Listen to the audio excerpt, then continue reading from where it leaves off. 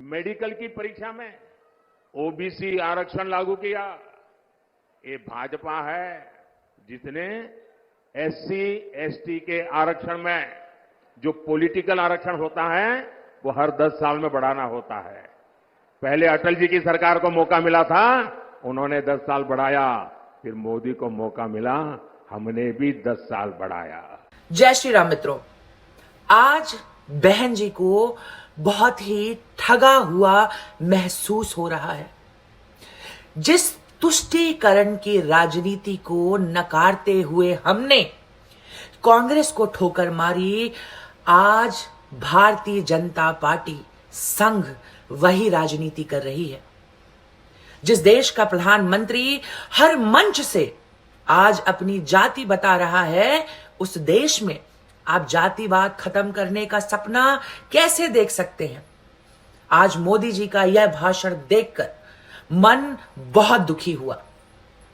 आरक्षण के पहियों के नीचे क्षमता, कुशलता, काबिलियत, गुणवत्ता को बेरहमी से और लगातार कुचलकर ही तो हमारा प्यारा भारत देश विकसित राष्ट्र के सपने को पूरा करेगा और विश्व गुरु बनेगा।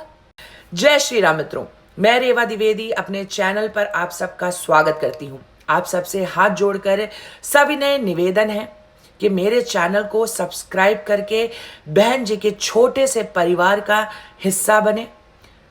अपना प्यार, अपना समर्थन, अपना सहयोग दें मुझे। वीडियो को लाइक करके ज्यादा से ज्यादा शेयर करें।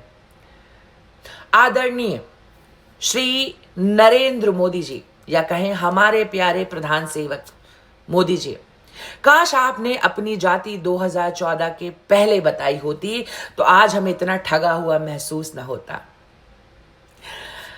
सबसे पहले तो आपके अथक प्रयासों के लिए धन्यवाद। लगे रहिए।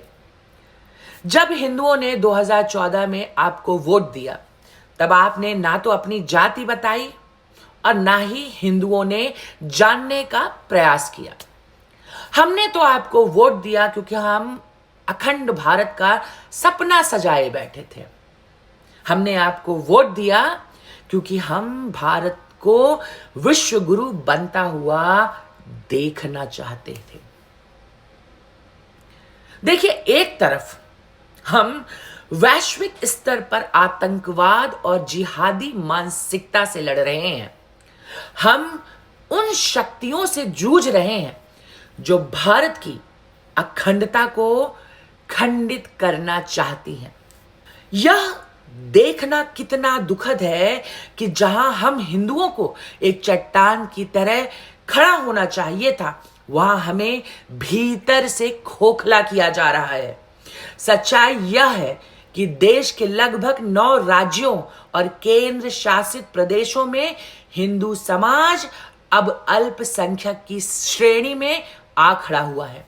यह केवल संख्या का खेल नहीं है, यह उस संस्कृति और चेतना के कम होने का संकेत है जिसने इस देश को भारत बनाए रखा है। इस सूची को देखिए, इस लिस्ट को देखिए।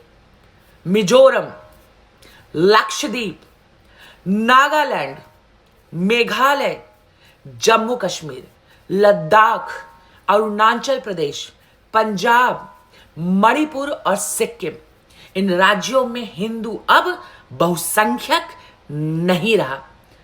विशेष रूप से जम्मू एंड कश्मीर और लक्षद्वीप जैसे क्षेत्रों में जिस तरीके से डेमोग्राफिक चेंजेस हो रहे हैं, वह हमारे लिए एक चेतावनी है।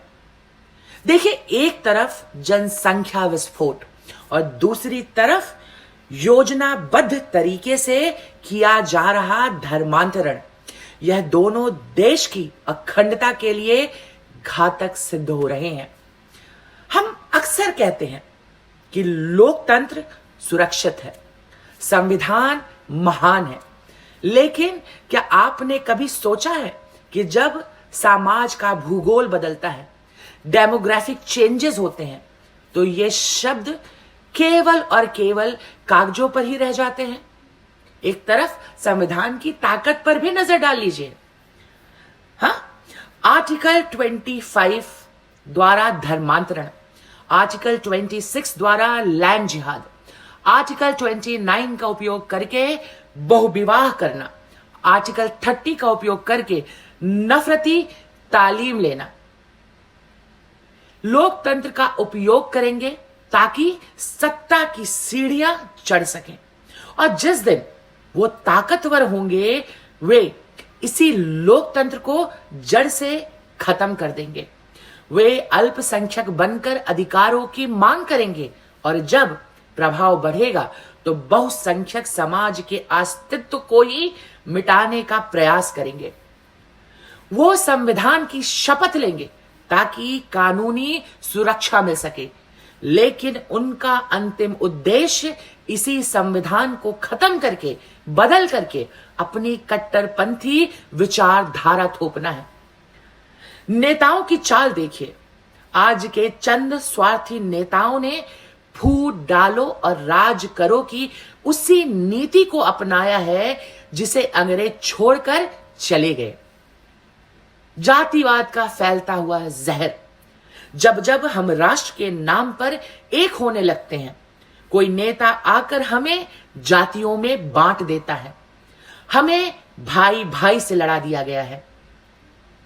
हम यह भूल गए हैं कि जब संकट आता है तो वह जाति देखकर नहीं आता।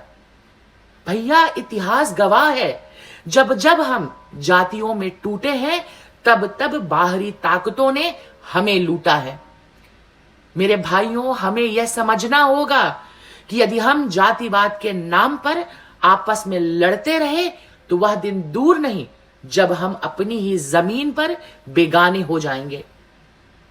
आतंकवाद से लड़ना जितना जरूरी है उससे कहीं ज्यादा जरूरी है अपने भीतर के इस जातिवाद के जहर को खत्म करना।